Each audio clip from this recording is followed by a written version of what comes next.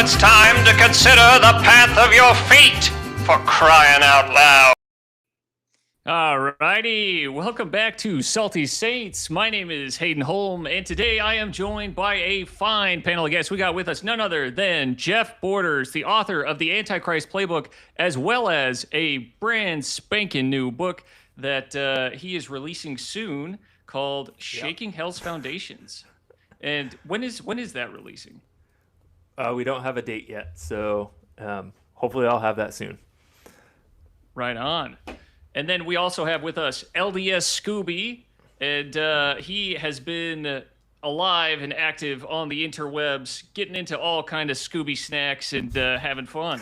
Absolutely. So we have gathered these brethren here tonight because Jeff Borders reached out to me and he said, you know, as I've been making this new book, Shaking Hell's Foundations, a comprehensive study about Captain Moroni and lessons for men, he said, I've got 5 rules for the Christ-centered man that I want to walk through on Salty Saints. And I said, Jeff Borders, you absolutely can walk through 5 rules for the Christ-centered man in 2026. So that is what we are going to be talking about today. But before we get in there, first things first, we are making some big changes in the Dads Need Friends Discord.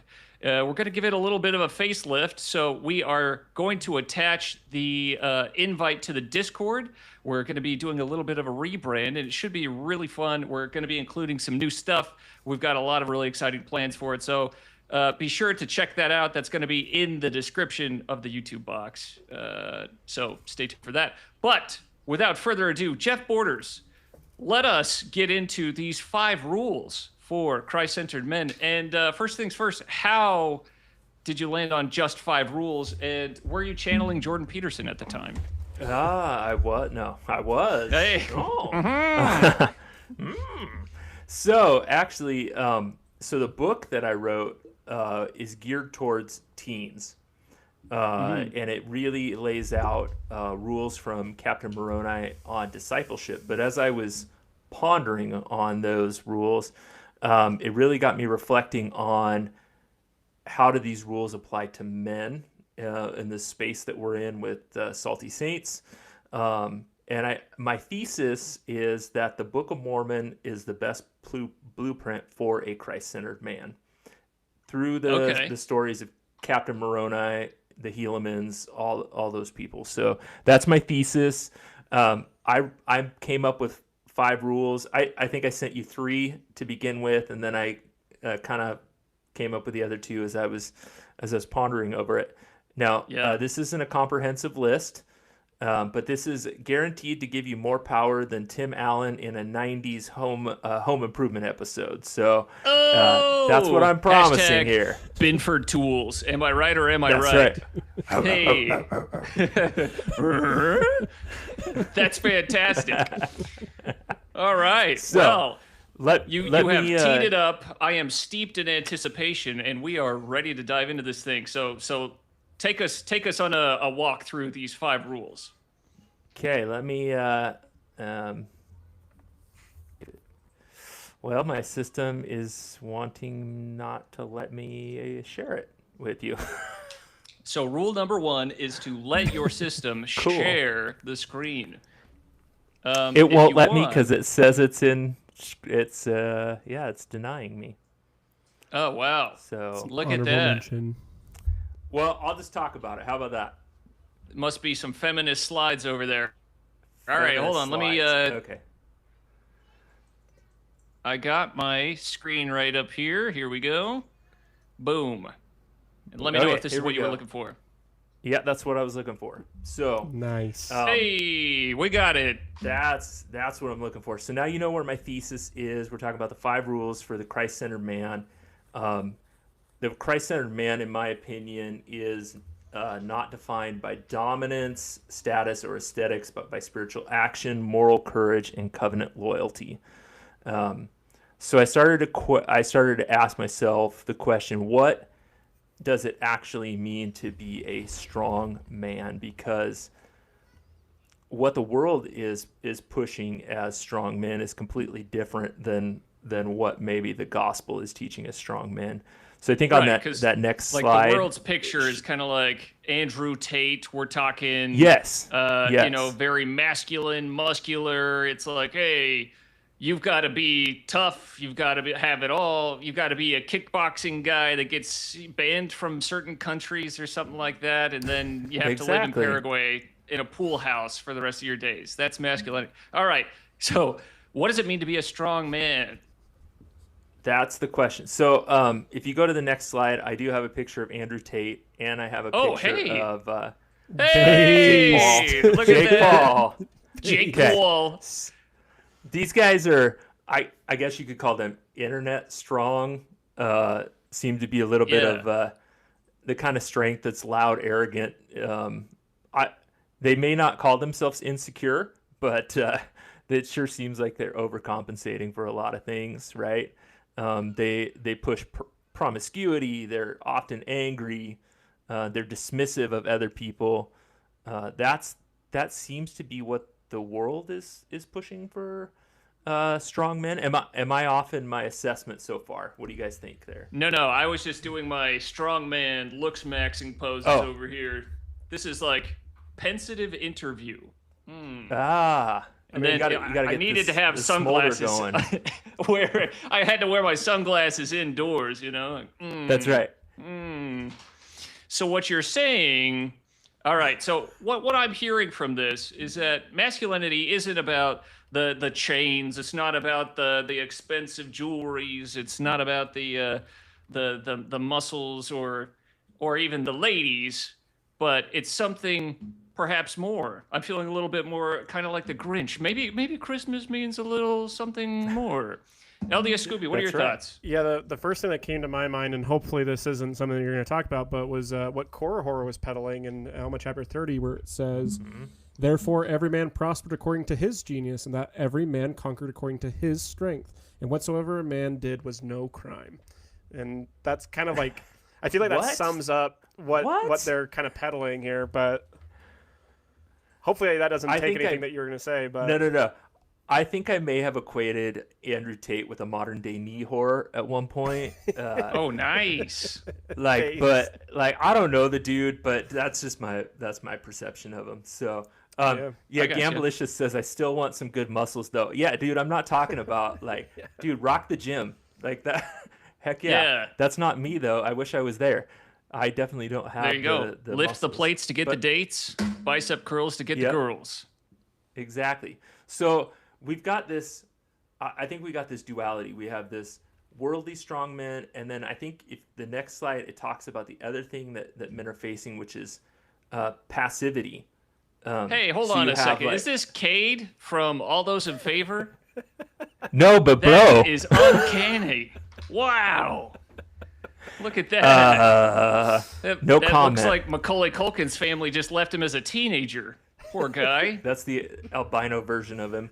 Yeah. Yeah. So you've got the hyperactive male on one side, and then you've got this passivity male, passive in their marriage, passive in their faith, passive in their responsibilities, and becoming, I would say, passive in their morality and responsibilities actually crosses into, these actually probably cross into both.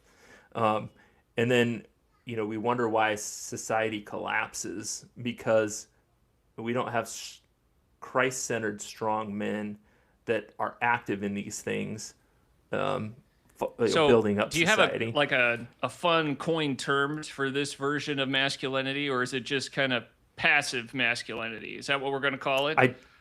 I don't have a good. Are you going to call them betas? Term. Is that what we're calling it? Just like you have the alpha and then you have the beta. Yeah. Something like that. Yeah, the beta. Maybe? The beta. Okay. I wish I had a better description. I got you. Soy boy. Soy boy. Okay. Soy boy. Yeah. So these are the guys that they're just kind of nothing burgers. They're not in, they're not out. They're not hot, they're not cold, they're not black, they're not white. They're not in, they're not out. They're not up, they're not down. And that's to quote. And a that punk goes to rock song. one of the rules a little bit later, but yeah. So I think I can't. I think what is the next slide on there? I'm sorry. No, it's all good. So here's the. Yeah, go ahead. On that one, I Scooby. was just gonna say, the first one seems so. The Andrew Tate and Jake Paul, their purpose is in the wrong place. This gentleman, his purpose, he's without purpose, whereas I think that a Christ-centered man knows his purpose, and I think that's right. That's kind good. of the vibe. So that's here- exactly it.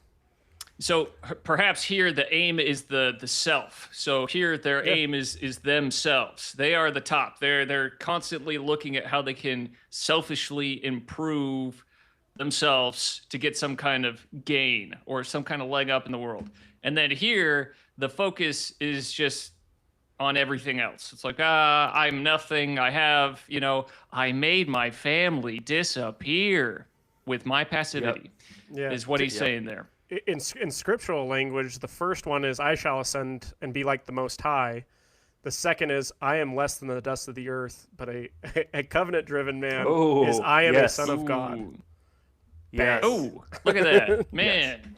Coming out Solid. with the bumper stickers. Look at that. Okay. Yeah. All right, so Jeff. here's my blueprint for Captain Moroni. Courage, sacrifice, somebody who's thoughtful, action, and has covenant loyalty. And we'll kind of cover a bunch of these. So rule number one, and I think Clean up your room. Clean up your room, make your bed. Sorry, I couldn't help myself. Yeah. A Christ-centered man knows there is a time to wait and there is a time to act. So I think one of the biggest problems that we face as men is we either act too fast or we don't act at all. So some men are impulsive. They jump, they lash out, they chase pleasure, and then they call it being bold. And other men hesitate forever. They sit in indecision, fear, or even comfort, and they call it being patient.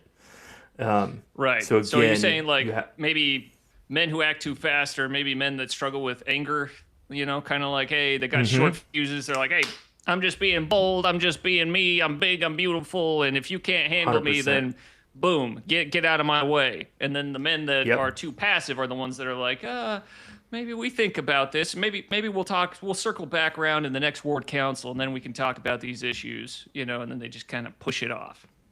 Yeah, and I think there's a huge difference.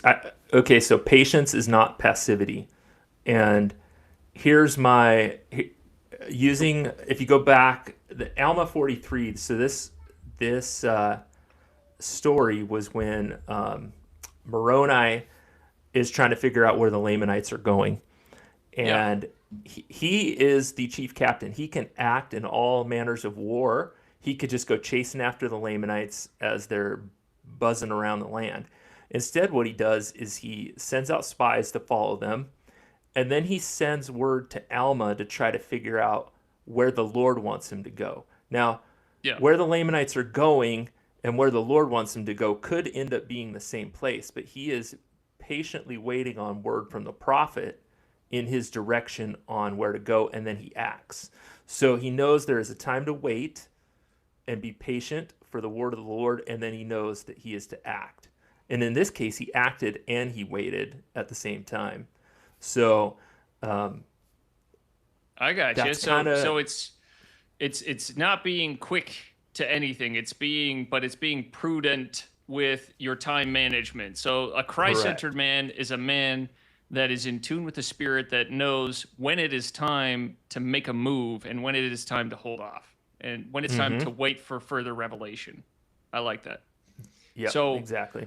How in the age of 2026, what is the takeaway for the average dad when it comes to knowing when to act and when to hold off? So I think that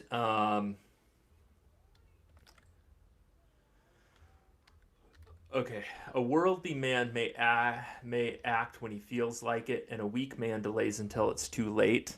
But a Christ-centered man acts when God requires it. So when God is requiring you to act and is calling you to act, that is the time to act. So it really requires us to be in tune with the Spirit and know what God is asking of us.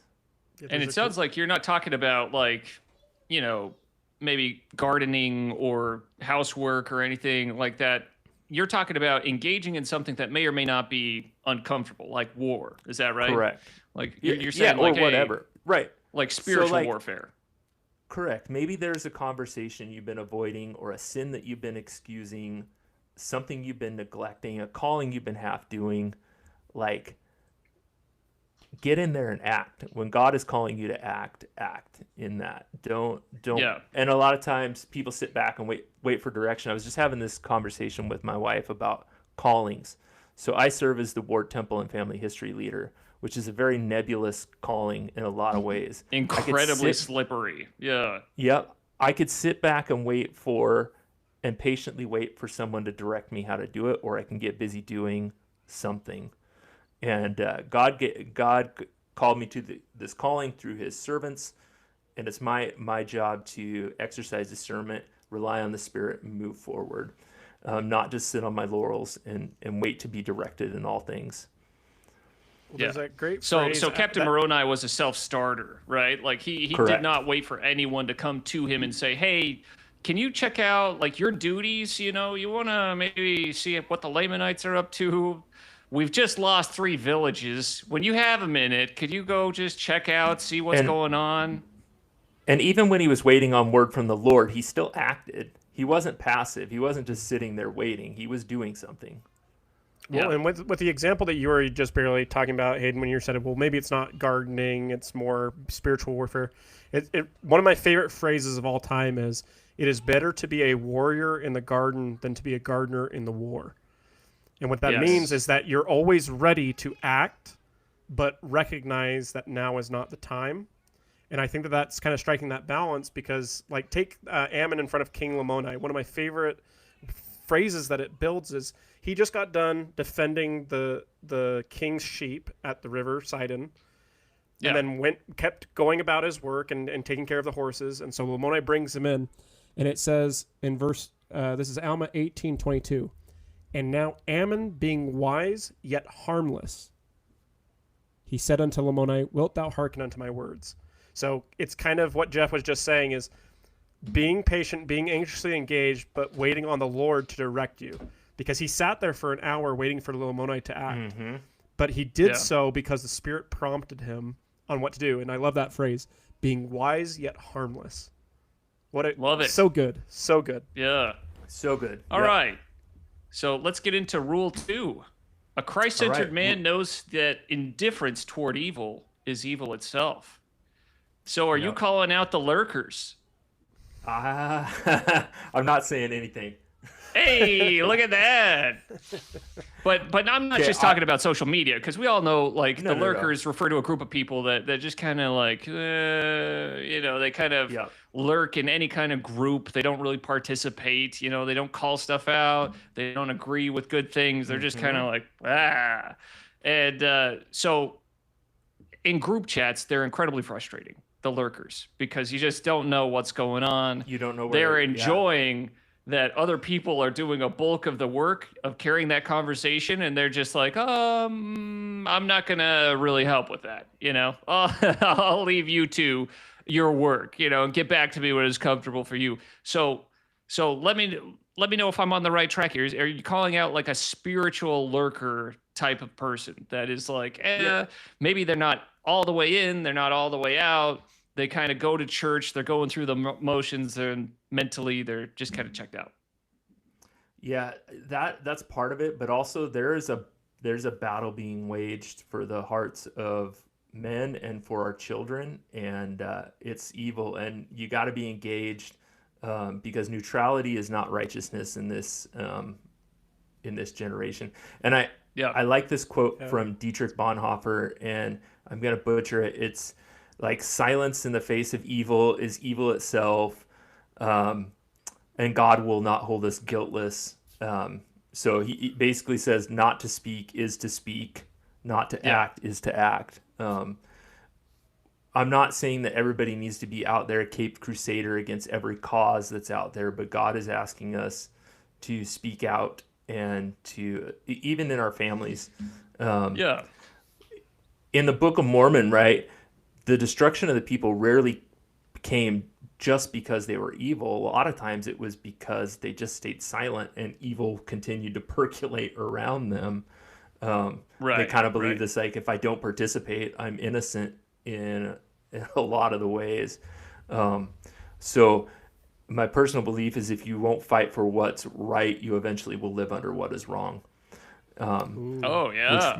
Which means we need to be active not only at church, but active in our communities, if that's where we're called, civilly active, if that's where we're called to do that. The church is there to teach us how to get closer to Jesus. We are then the arms of the church in all these other aspects to promote the gospel and good in the world, the places that the church can't necessarily be engaged in all the time. Yeah. So a Christ-centered man will speak up when he needs to speak up. Correct. He's not going to stay silent if he sees something going wrong. Are you specifically speaking of like in person, or are you also speaking to social media on this? Like, are you saying like, hey, if you see something wrong on social media, you should be calling it out? I'm thinking social media. I'm thinking, and I'm not saying be overbearing in what you're doing, but I'm saying speak out. Also, like, sometimes it's uncomfortable at church, but if somebody says something that's way off the rails in a class, it is okay to correct them nicely, and say that, maybe that's not right. Yeah, no, I like that. Well, it reminds me of a quote. The only thing that wickedness needs to prosper is for good men to do nothing. It's something along those lines. Yeah, exactly. And so I look at, especially if you look at the Exmo and the anti-crowd, and over the past decade, basically there has been no pushback. And that has led to them growing and growing and growing. And just recently, you've seen a big wave of LDS influencers and apologists take to the internet and start refuting those claims. And that has kind of helped other people to kind of embolden them to start pushing back in some of these comments on X and anti-member content. But for a really long time, they just kind of did whatever they wanted. And they ran completely unchecked, unchallenged, bearing the white hand of Alyssa Grenfell or John DeLynn, across the plains, just terrorizing people's 100%. faith, left, right, and center. 100%. So I love that. Cool. Well, there's that verse in as well in Alma 38:12. So this is Alma speaking to his son Shiblon, and he actually uses the exact phrasing that you guys are touching on here. He says, "Use boldness, but not overbearance, and also see that ye bridle all your passions, that ye may be filled with love. See that ye refrain from idleness," which I think perfectly this is such a true principle, and it's awesome. You need to be anxiously engaged in a good cause. And I actually have found that as I experience these good causes more and more, the gift of discernment grows in my heart and my mind, because as you do things the correct way, you begin to recognize when somebody's giving you a falsehood, and you say, that's not how that works. And then you're actually able to speak from authority and from experience and say, that is not correct. You're not just like kind of sitting there waiting for somebody else to say it. You can be that driving force to actually say, no, I'm not going to follow that, kind of a thing. Yeah. Totally. And I think, I add one? I mean, at a certain point, I see in the Book of Mormon, there's an example where at a certain point, I think with evil, the appropriate response is not necessarily to engage, but to distance yourself. And I think we see that with Nephi leaving Laman and Lemuel. You know, like they were like, things grew pretty toxic. I would say toxic was the right label for that relationship. And so 100%. when it got to that 100%. point, it was like you have to put distance between yourself and them so that you, for the sake of yourself and for your families, you know. But totally agree. Yeah. All right. I cut was you just off. What you were going to say? add one more thing was because we talked about the just staying silent. So the spiral of silence is like I don't want to be labeled unchrist-like if I say something that might offend somebody. I might ruffle feathers. It might ruffle feathers. It does. It really is spiritually trapping to people because they don't want to be labeled unchrist-like or unloving in what they do. And that fear is real. I tell you what, it's a real deal. Or being canceled, being canceled in today's society as a teenager. You know, like my friends are going to cancel me. You know, like I'm going to be blacklisted. No one's going to want anything to do with me. I tell you what, when I was first starting this channel and thinking about it, like the biggest question I had to wrestle with was, do I want my opinions online?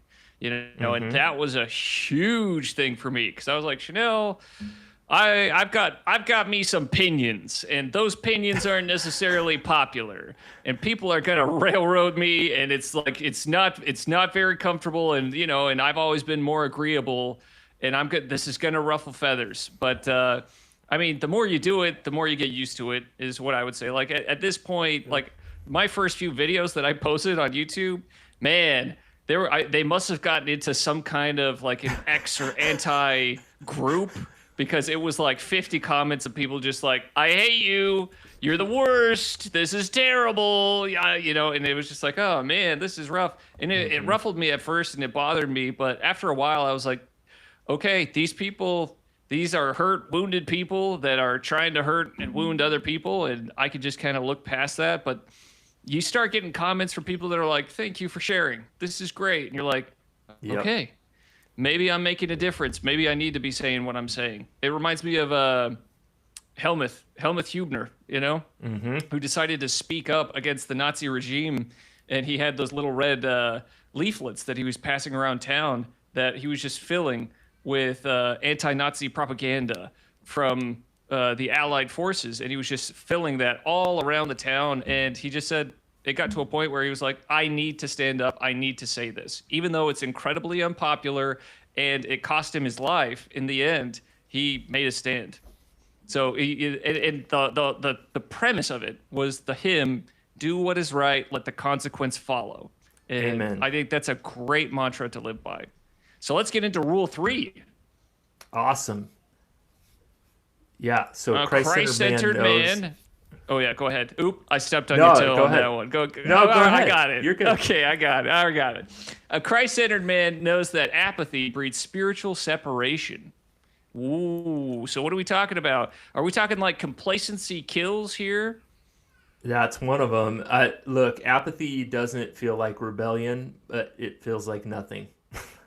And I think that I was actually looking on trying to find the studies on prevalence of apathy in men. There is actually a higher prevalency of apathy in men as they age, as they get older. I've seen that. And then so that like as you age and get much older, then the prevalence of apathy goes up, especially when mixed with diseases like Alzheimer's or dementia, or whatever, life changes. But there also seems to be a growing number of kids who are apathetic about life because they think it's worthless to try because everything's too expensive, or like, I'm just going to give up. I just need to be apathetic about everything, right? Right. It's like it's this spiritual numbness. I'm talking about specifically apathy in your spiritual life. So spiritual numbness, where you stop caring about prayer, scripture study, sacrament. You stop caring about your covenants. Though that type of apathy will eventually move you further away from the Spirit and from Jesus Christ. And so I have two quotes here that I found. One is from a church leader, and one is not, but I think they both. So the first one's from Helen Keller, and she said, "Science may have found a cure for Wait a most second. Can I guess what she said? Yeah, go ahead. Oh, stop! I'm sorry. Stop. Oh, that was immature of me. I'm I sorry. thought that too, man. though. I just Oh didn't do it. gosh! All right. Hey. You're Hey, killing me. It's We got 2006. Jokes. It's 2006 still. We got jokes. All right. Hey, you're the stand-up comedian, so That's right. One of my favorite quotes, very moving, from Helen. All right, yeah, keep going. back to that. She I'm said, sorry, I "Science couldn't may help found myself. Science may have found a cure for most evils, but it has found no remedy for the worst of them all, the apathy of human beings." So, now here this one is from Spencer W. Kimball, and it hits a little bit harder. He says, "Church members steeped in lethargy, they neither drink nor commit the sexual sins. They do not gamble nor rob nor kill. They are good citizens and splendid neighbors. But spiritually speaking, they seem to be in a long, deep sleep. They are doing nothing seriously except in their failures to do the right things." So I think the Book of Mormon teaches this over and over again through the pride cycle, where the prosperity comfort, we get lazy, apathetic. I think of like the Jaredites, where they like forget to pray, and then they get chased. The brother of Jared gets chastened for 3 hours, and it's this, that old saying, like, good times create weak men create hard times create good men create it's like good men create good times, and then it's a big cycle, but it's 100% the pride cycle. It's like, and that apathy it's the slippery slope into spiritual destruction. That was one thing. I think this is the one that gets us all. Go ahead. Like, I was just saying, like, I think this gets everybody at some point. Like, it's totally easy to become apathetic. Yeah. Well, I think when it comes to relationships, especially, there was, I remember reading somewhere, your marriage is on the rocks the moment that you stop fighting.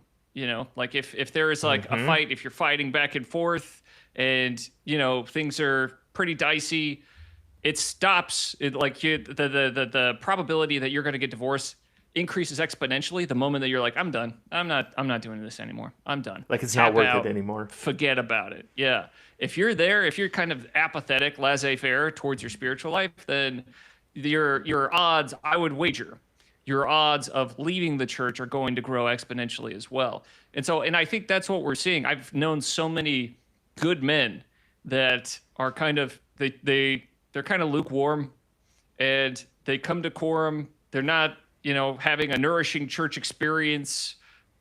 They're not really connecting with anyone, and they're not really taking care of themselves outside of church. And so at a certain point, when it becomes harder to attend church, then the pain of stepping away and maybe bearing a little bit of shame or a little bit of guilt from yourself, or maybe people asking questions, at that point, when that equation starts making sense, they're like, I'm done. I'm stepping out. It's not worth it for me. I've seen that time and time again. And that was the number one rule that my married student bishop, he sat us down when we were first married. He says, there's one thing that I want to caution you against. It's like the deadliest spiritual poison, and it's becoming casual about your covenants. He said, covenantal casualness is toxic. It will destroy not only your relationship with God, but it has the capacity to destroy your relationship with your spouse. And so I would I'm gonna tip my hat on that one. I absolutely agree that the Christ-centered man is not an apathetic man. Yeah, and I think you pointed it out. Like, It's when we stop building spiritually, we stop fighting temptation, we stop fighting for our marriages, strengthening our family, and you don't notice that you're drifting until you're there. Like, and all this, Right. like, you don't wake up one day going, I'm going to abandon God and my covenants. Like, that just doesn't happen. It's the slow drift, right? It's what C.S. Lewis calls the easy path. If it was a steep path, and we wouldn't know, or we would know, but it's this casual path. Right. It's not a cliff. Yeah, and I would agree with one of the comments here. It says sometimes it's just too exhausting trying to lead and no one wants to be led. I would agree with that. That is exactly what a lot of people feel if they're struggling with their children, to engage their children so I don't know necessarily how you overcome that except for to keep pushing forward. And I have an relying on answer. your covenants. Thank you. Are you ready? The answer is there is power in your covenants. And so the beauty of a covenantal relationship with God is that, yes, it is exhausting to lead people that don't want to be led. But I look at Moses. There's a guy who led a lot of people that did not want to be led, right? But his covenantal relationship filled him with strength. It strengthened him to keep going. So he was able to find the chutzpah. He was able to find the grit and the determination. Every single morning he woke up, I'm sure he was praying like, okay, got to deal with these guys again. All right, you got this, Moses, and I'm sure he was praying for strength. He was praying for determination and diligence to get after it. But that's something that covenants actually can provide. It's just like the people of Alma when they were in bondage. God made it so that their burdens were lightened on their backs. So they were able to carry them cheerfully. And God can do the same with us, with our burdens, as we turn to him and strengthen that relationship with him, which means that we can't be casual or apathetic towards our relationship with God. LDS Scooby, I cut you off. What are you going to say? Oh, no, you're good. It reminds me of Numbers chapter 16 is the rebellion of Korah.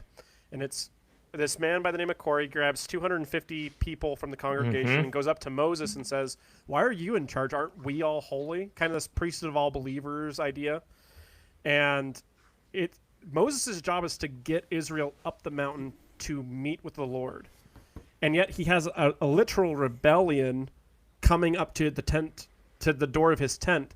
And it says that Moses, upon seeing Korah and these people coming against him, that he fell upon his face, which means that he prostrated himself and began to pray. His first thing was that he went to the Lord. Now, when it comes to this idea of apathy, the other thing that it reminded me of is in Moroni chapter 9, it specifically is Mormon and Moroni witnessing the destruction of their people. And Mormon is writing to his son and says, now, my son, I dwell no longer on this horrible scene. Behold, thou knowest the wickedness of this people. Thou knowest that they are without principle and past feeling, and their wickedness doth exceed that of the Lamanites. And so there's there's slowly like being that kind of passive, kind of like what we were talking about with Rule 2 is just letting it happen. There's the opposite where we're not putting off the natural man anymore or yielding to the enticings of the spirit. We're kind of just letting the natural man play itself out. And that kind of goes back to Rule 1 as well. Like all three of these rules so far are very interconnected in a natural man context, I would say. And that's why I think Captain Moroni is so powerful, because it literally says, if all men were like unto him, the gates of hell should be shaken forever. Because he was constantly going about holding to his covenants. The first thing he did is he rent his garments, wrote on it and said, in honor of our God, of our religion, our wives and our children, with the title of liberty, he literally put his covenants on a stick and said, this is where I stand, and I know better than where we're going. Who's with me, kind of a thing. And, that's such a manly thing to be like, let's do it, kind of a thing. Totally. I'm just not that imposing when I say it. Let me Come on, guys. Come on, guys. Yeah. We got them. Follow these khakis up that hill. One more thing here. Church ball Monday morning. Yeah. LARPing on Tuesdays. All right, go ahead. So I want to point out something that Salty Saints has talked about ad nauseum, and it's specifically in a church context, is to make a place. If you are a young men's leader or an elders quorum leader, make a place that it is less easy to build apathy. So, like, when we're talking about the elders quorum structure and how to make the elders quorum more cohesive, make it a place that apathy struggles to breathe and build. So do what you can, whether that's the circles or the snacks or whatever you can. Try to break out of that cycle where don't give apathy any breathing room, and try to build a place where you can actually foster the building of each other. Well, so it kind of goes back to atomic habits, where some of our behaviors are a product of our environment. And so where it's like, hey, if you're trying to lose weight, it's probably not a great idea to have a ton of snacks and processed sugars just easily in reach. You know, it's probably a good idea to have those away from you, and to maybe fill your snack drawer with some beef jerky, you know, or some hard-boiled eggs. Now, change that out, because that's going to start stinking after a while, but you catch my drift. And so it's that idea. I love that. Okay, so let's get into... When it goes really quick to... There's something intensely attractive about somebody with a purpose. And I think that's where the Andrew Tate and the Jake Pauls take that true principle and deviate it to a more natural man context. Whereas Moroni, for example, he was full of purpose and people wanted to follow him. And he did it for the right reasons. I love the dichotomy of Moroni and Amalickiah. What kind of man could Amalickiah have been if he kept to his covenants? Because he was a covenant-keeping Nephite before he apostatized and became king of the Lamanites. What could he have been? I think he could have been just as successful as the sons of Mosiah, Alma, Helaman, Nephi and Lehi. He could have been. His name could have been up there with the greats, but instead he chose to turn inward instead of allow the character of Christ to turn outward like these other great men. And so, you know, for those of you that have the strength and are relying on the atonement and the Spirit in your quorums, don't lose faith. Keep to your purpose, and I promise you there will be those who will rise with you, and then it will make that burden easier and easier. You just got to keep moving forward and hold on to those covenants. It is in the ordinances that the power of godliness is made manifest. You can actually replace godliness with the atonement. It's through the ordinances that the power of the atonement is made manifest. And so holding on to your covenants is literally taught ad nauseum in the scriptures. It's great. That's the key. Yeah. That's how you take people's souls. You become spiritual David Goggins, you know, where you're going out there and you're running, you're yelling at people, stay hard, come on. All right. So let's get into rule 3. Rule 4. A Christ-centered man keeps his covenants even when it costs him. Ooh, Alma 24. Let's get into it. Okay, so this is, I think everybody knows the story of the Anti-Nephi-Lehies, right? Where they convert and they bury their weapons of war and they bury their weapons of rebellion, and the Lamanites come and they are so committed to their covenants that they will not pick up their swords to fight. They're willing to lay down their lives. It was going to cost them everything. And they were not going to give up their covenants for anything. And I don't know. There's a myriad of things that you could come across in life where maybe you're challenged to break your covenants and it may cost you, but like there's power. We've already talked about this. There's power, and like Elder Ballard said, sometimes we're tempted to let our lives be governed more by convenience than by covenant, but there is no spiritual power in living by convenience. The power comes as we keep our covenants. So as we've talked about, like this power that will come to us, even if it costs us whatever it's going to cost us, our covenants will protect us. A man I wrote this down. A man who breaks his covenants to protect his comfort will eventually break his family to protect his sins. Ooh, look at that. Can you say that again? Yeah. A man who breaks his covenants to protect his comfort will eventually break his family to protect his sins. Ooh, Snaps. That's a tough That is one. fantastic. That's good. Yeah. I need to get that into Deseret Book. We'll get it on a plaque somewhere, That'll be fantastic.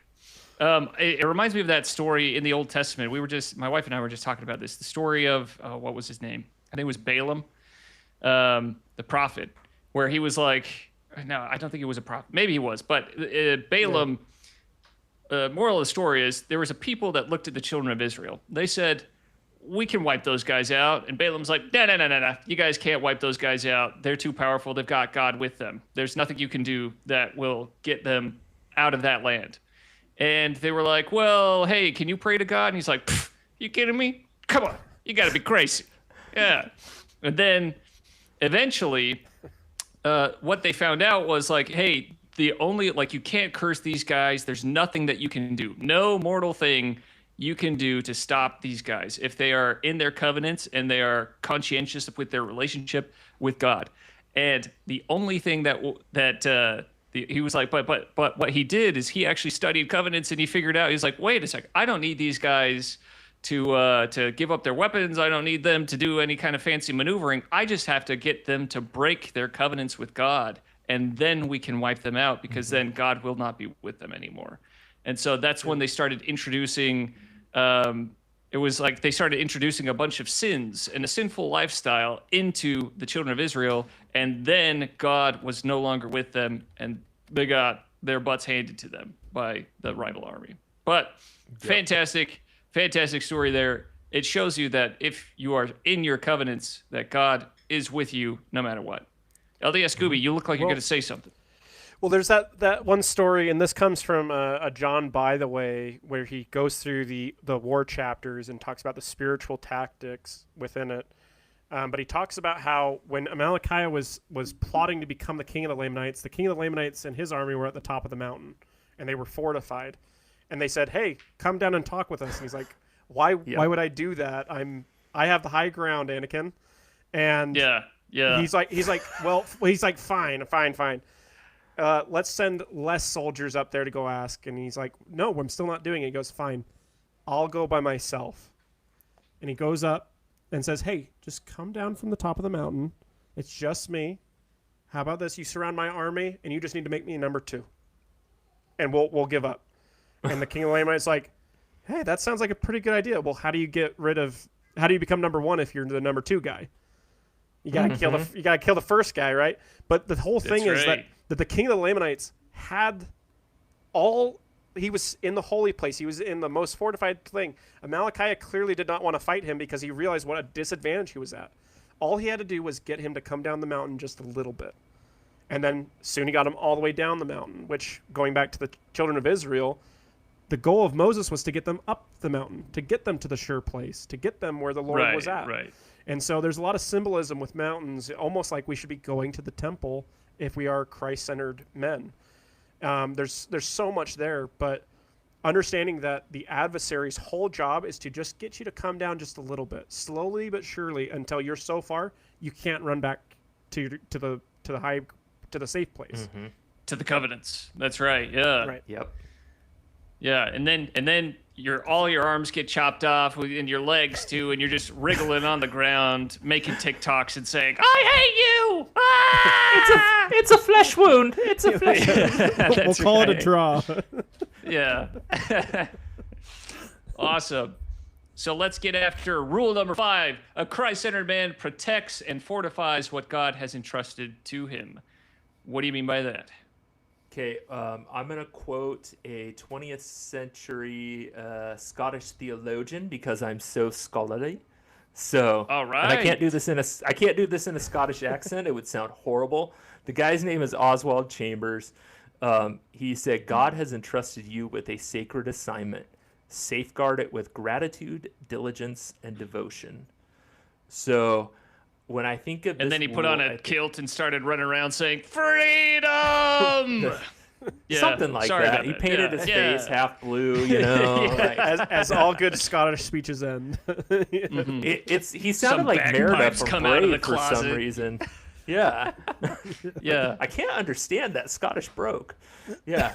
So I think of one of my favorite stories because I like to build stuff is Captain Moroni building and fortifying all these cities and just like what he did with this.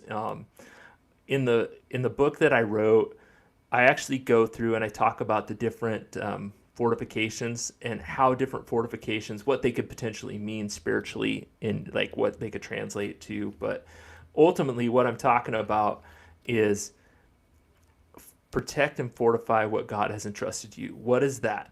That is your wife, that is your children, your religion, and your freedom. That's what Moroni stood for when he made that title of liberty. It was in memory of our God and our families, our religion, our freedom, right? Right. So it's going back to the masculine duty. Yeah. It's like you have a duty. And when we were younger, we used to have duty to God. Do you remember those little medallions that they used to give us? Like you would actually go through the duty to God program. Yeah. It was pretty great. But that's definitely a more masculine trait, is just like you have a duty to do. And men, if they have the right why, they can endure any how, And so I look at this as these are your whys, your God, your religion, your wife, your family. Those are your whys, and you need to be protecting and fortifying them as much as you can, especially your freedom as well. Like you have a civic duty, crying out loud. If you keep allowing your voice to go and your vote, if you have a vote, you just toss it aside and you're like, whatever, it's not going to matter anyway. It's like, well, maybe it would have mattered, and maybe you could have done something differently. And maybe you could have convinced some other people to do things differently too. And maybe you could have had a positive impact on your community, and maybe we could have made some positive change in the world.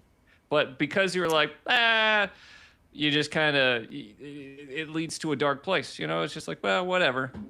And then people can take advantage of that attitude very quickly. Like there's nothing that politicians love more than an apathetic crowd. Like, oh, okay, okay, I can wine and dine these guys. I can get them to think what I want them to think. Like Moroni, he didn't just avoid the enemy, right? He knew that the enemy was going to come to his very doorstep. Like he knew that they were going to come there. So he was preparing the people for that. And so I tried to think, like, what does that look like? You always talk about, like, how does this affect men today? What is the takeaway for men today? And to me, that is protecting your home spiritually. That means what comes through the front door, obviously, what comes through the phones, what is coming through TV, music, social media, and as a man, what is coming through in your own thoughts. Because your own thoughts need to be schooled just as much as those physical defenses of watching out for these things. So that's going to require us to build walls and trenches and whatever else that we need in our life to do that. I see what you're saying. It reminds me, there's a great quote. So Captain Dick Winters from Band of Brothers, you ever see that show? Fantastic show. Yeah, talks about the 101st Airborne Division in World War II, Easy Company. He wrote a book on leadership, and he basically said, all that you need to know about leadership can be summed up in 2 words: follow me. And I'm like, dang. So what I see from all of this is the Christ-centered man is the man who rallies his family and says, follow me. He's the man that is living in such a way that he's garnered the moral authority, so that when he says, follow me, his family says, I'm right behind you. And they actually follow him up the hill as he leads the charge into spiritual warfare, into being intentional about their covenantal relationships, and as they're trying to carve out a future that God has laid out for them. Am I on track with that? Yeah, something I learned. So I spent 16 years in the fire department and retired last year. Something I learned was that your men will not follow you into a place you're not willing to go yourself. Yeah, you have to be willing to lead out and say, this is where we're going to go with it. This goes back to purpose and direction. If you provide the purpose and you say, follow me, like we're going to go in there. So like the officer doesn't always necessarily lead into the building, But a lot of times when we were doing training, you were right behind the nozzle man as the officer directing them where to go. Yeah. You were in the building, but it's just showing your family. It's not leading from behind necessarily. It's showing your family, this is where we're going to go. Like you said, follow me. I'm going to set the path forward. I know how to get there. And I'm going to make sure that I'm erecting walls and protections as we go, because that is my job. That is my job as a father, to protect and fortify these things that I value so greatly. I don't say God has given me, but God has entrusted them to me for a period of mortal time, and hopefully, and I get to be with them later. But like, this is my stewardship right now, and I need to be cognizant of that and how I treat that. Totally, yeah. There is, before we finish on this one, there's one more point that I would love to drive home. There is a popular saying, it's a quote, it says, culture eats strategy for breakfast, right? So we have, and what that means is that the behaviors, the attitudes of the culture, quote unquote, of any company is going to destroy or help whatever strategy you have in place. So the church has given us the strategy, right? And we can apply this to families. The church has given us the strategy, which is come follow me, and the ministering program and our callings. And that's the strategy. The culture around all of that is completely left up to us and at the local ward level.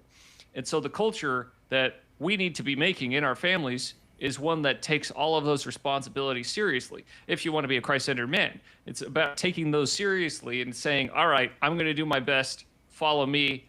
And you can't just say we did all the things. You know, how many times have you heard that formula of like, well, I had a kid active in the church. These are from XMO accounts, active in the church, baptized at 8, temple, mission, married in the temple. I knew 3 apostles. Realized it was all a fake. It was all farce. They all just wanted my tithing money, and that was the last thing I ever wanted from them. You know, it's like that people, they leaned too hard on strategy.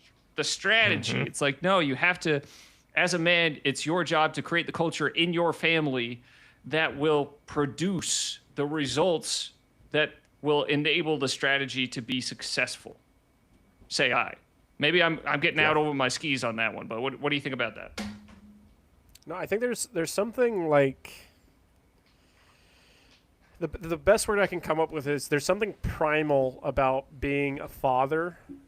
Like, I don't know if you guys can recall the first time you heard your child get hurt, where they were genuinely crying out for dad. And like there was just this intense focus of, I don't know, your brain kind of like turns off into this very primal, I know what to do, I can get in there really quick, and you're still gentle with your child, like you feel all of the energy and strength in that moment to do whatever you need to do. If you need to bust down the door to get in there, that door is not standing in your way. And yet once you get through that door, maybe for me, but yeah, go ahead.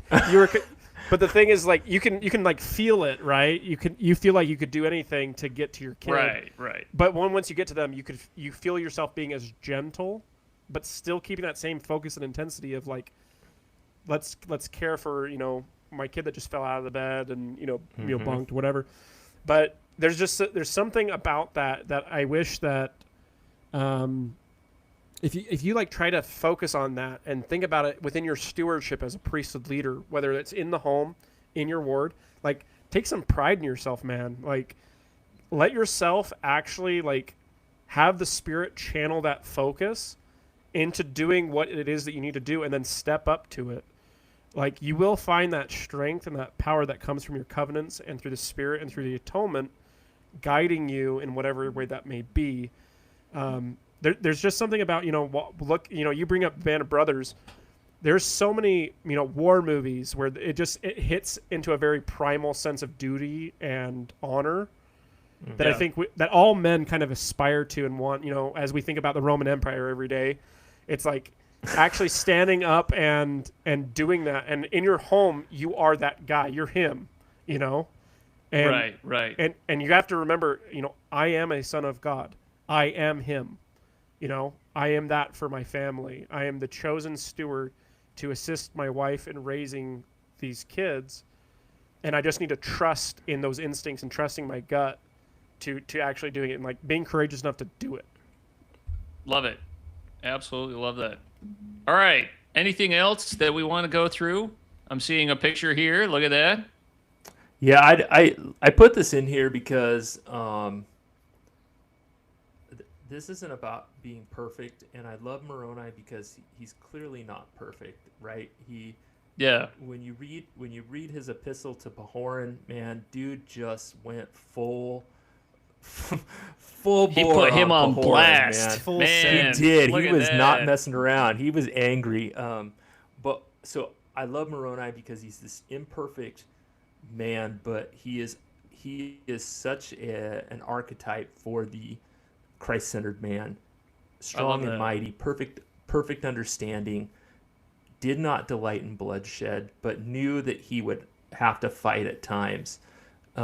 He did swell in thanksgiving to God. Yeah. That perfect understanding. One of the primary tools of understanding is the heart, you know? So it goes to show the condition of his heart toward God. It was like he was oriented toward God at all times, and his heart was open. God's law was being written on his heart throughout his life, and that was what gave him that perfect understanding, I think. Yeah. Keep going. 100%. No, it's great. I just I put this in here because like just these verses I go back to them about, you know, thanking God and labor exceedingly for the welfare and safety of his people. I would take that as true, but I also put labor exceedingly for the welfare and safety of my family. And then firm in the faith, sworn oath to defend his people, my family, my rights, my country, my religion, even to the loss of blood. Yeah. So are you telling me that he didn't speak in spirit voice? Like his peacemaking wasn't like, hey guys, hey, why don't we all just learn to love and learn to laugh together, huh? I'm gonna have you read the first paragraph in this talk, and we're gonna talk about it. Well, you bring up Pahoran, which is fascinating because a lot of times we think, oh, you know, he just went at him. Pahoran has an equally Christ-centered covenant response. 100%. Where he 100%. says, and now in your epistle you have censured me, but it mattereth not. I am not angry, but do rejoice in the greatness of your heart. I, Pahoran, do not speak for power, save only to retain my judgment seat, that I may preserve the rights and the liberty of my people. And then he invites Moroni to come in and he says, let's go fight the kingmen together. Like, yep. I think that most people, I think the natural man would be like, Moroni, we don't need you. You know, you do you, we'll do us, and you'll get people when you get people. Instead, he calmly sits and listens to what Moroni is saying in this letter, and then says, I'm not angry. I rejoice in the greatness of your heart. Game recognizes game. Like there it is. Pahoran was like, yeah, we got this. Don't worry. And then they end the war together. And that goes back to that the rule on patience, right? Yeah. I think Pahoran was that example of patience because, like you said, he could have said, "Pound sand, brother." Like I'm busy. Yeah. Like I just got kicked out of the city, man. You don't even know. I got my own problems over here. Hey, what are you doing giving me flack over here? I'm just trying to do my best. Hey, yeah. Yep. No, he could have gotten on the defense and made it real uncomfortable and awkward and weird, but he was just like, oh, thank heavens. Hey, let me give you some context. And as soon as you hear this, $10 says you're going to be on my side. You know, I think that was Pahoran's mentality. And which tells us that there are men 10 out there ties, for us. Not $10. Yeah. This tells us that there are men out there like Pahoran and Moroni that we can link arms with to build this Christ-centered army. Totally. So that there are people out there we just need to band of brothers. We need to band together. Pahoran kind of has. Sorry, finish.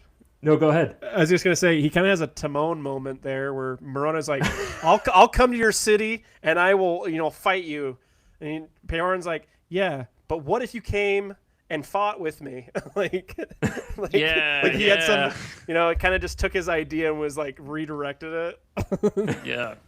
Dance battle, bro. Masterclass. Yeah. I love that. That's great. Okay. Well, I think that has been fantastic for me. A lot of really cool takeaways there. In the age of 2020,